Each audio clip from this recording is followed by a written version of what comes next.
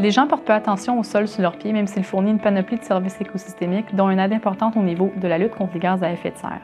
Donc les bactéries du sol, entre autres, peuvent oxyder plusieurs gaz traces, donc des gaz qui sont présents à moins d'1% dans l'atmosphère, dont plusieurs sont des gaz à effet de serre directs, comme le méthane et le dioxyde de carbone, ou indirects, comme l'hydrogène et le monoxyde de carbone. On dit de ces micro-organismes qu'ils agissent à titre de puits de gaz traces, puisqu'ils peuvent séquestrer les composantes de ces gaz au niveau de leur biomasse ou en tant que source d'énergie.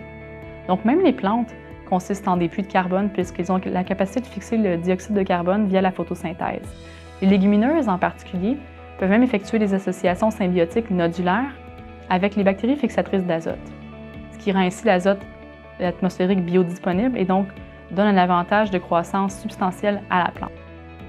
Donc ce processus de fixation de l'azote va aussi produire par ce même fait des quantités gigantesques d'hydrogène, un gaz très énergétique pour les bactéries du sol.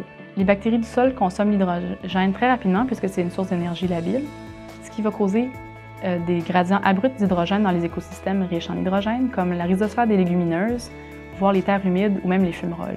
Donc les bactéries ainsi stimulées par l'hydrogène ont un potentiel métabolique très varié qui ne se limite pas évidemment à l'oxydation d'hydrogène. Donc de précédentes études dans notre laboratoire ont montré une dichotomie au niveau de la structure des communautés microbiennes exposées ou non à l'hydrogène, ce qui laisserait présager qu'il y aurait probablement une altération au niveau de leur fonction aussi. Donc nous avons émis l'hypothèse comme quoi l'exposition de ces communautés microbiennes à l'hydrogène pourrait potentiellement moduler le cycle biogéochimique du carbone. Donc le cycle du carbone est très important d'un point de vue environnemental puisqu'il comprend entre autres les gaz à effet de serre les plus médiatisés, c'est-à-dire le méthane et le dioxyde de carbone. Donc le but de notre étude était de définir les relations de dose-réponse entre la concentration d'exposition à l'hydrogène et l'altération des puits de gaz trace. Nous avons d'abord exposé des microcosmes de sol à des concentrations d'hydrogène représentatives de ce qui est retrouvé dans les gradients environnementaux et nous avons ensuite mesuré la vitesse d'oxydation de divers gaz traces, dont le méthane et le monoxyde de carbone.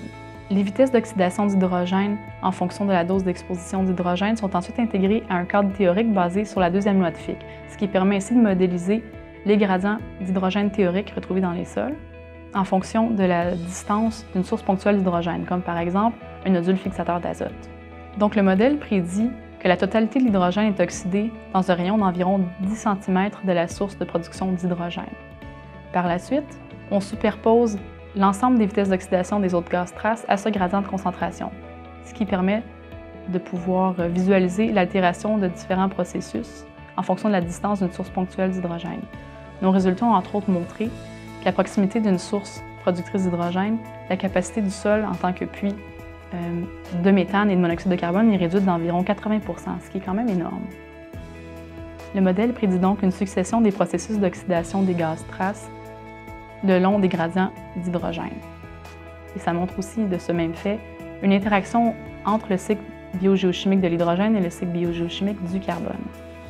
Cela implique que les sources ponctuelles d'hydrogène interfèrent avec la capacité de puits de gaz trace des sols et a d'importantes répercussions au niveau de l'élaboration de méthodes de mitigation des gaz à effet de serre. Donc, si vous voulez d'autres éléments de discussion, d'autres facettes associées à cette étude, je vous encourage à aller lire l'article dont le lien se trouve dans la description de cette vidéo.